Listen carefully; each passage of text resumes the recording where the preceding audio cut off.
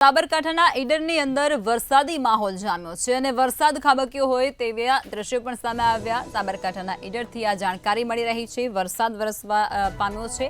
લાંબા સમયના વિરામ બાદ ફરી એક વખત વરસાદી માહોલ ત્યાં જામી ચૂક્યો છે। વરસાદને લઈને ખેડૂતોને નુકસાનીની ભીતિ હવે સેવાઈ રહી છે। તૈયાર પાક વચ્ચે વરસાદ આવતાની સાથે જ ખેડૂતોની ચિંતા વધી, જેમાં કપાસ અને મગફળી સાથે સોયાબીનની અંદર નુકસાન થાય તેવી ભીતિ અત્યારે ખેડૂતોમાં સેવાઈ રહી છે।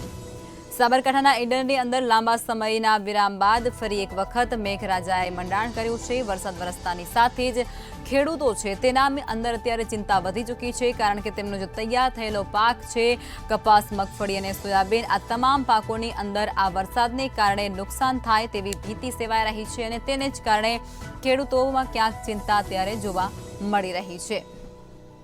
સાબરકાંઠાના ઈડરની અંદર વરસાદી માહોલ ફરી એક વખત જામી ચૂક્યો છે, જે અંતર્ગત વરસાદ વરસવાનો શરૂ થતાં ખેડૂતોની ચિંતામાં પણ વધારો થયો છે। જો કે ગરમી અને ઉકળાટમાંથી તો લોકોને રાહત મળી રહી છે, પરંતુ ખેડૂતો છે તેમના માટે આ સમય કપરો કહી શકાય છે, કારણ કે તેમના જે તૈયાર થયેલા પાકો છે તેને ભારે નુકસાન આ વરસાદ પહોંચાડી શકે છે।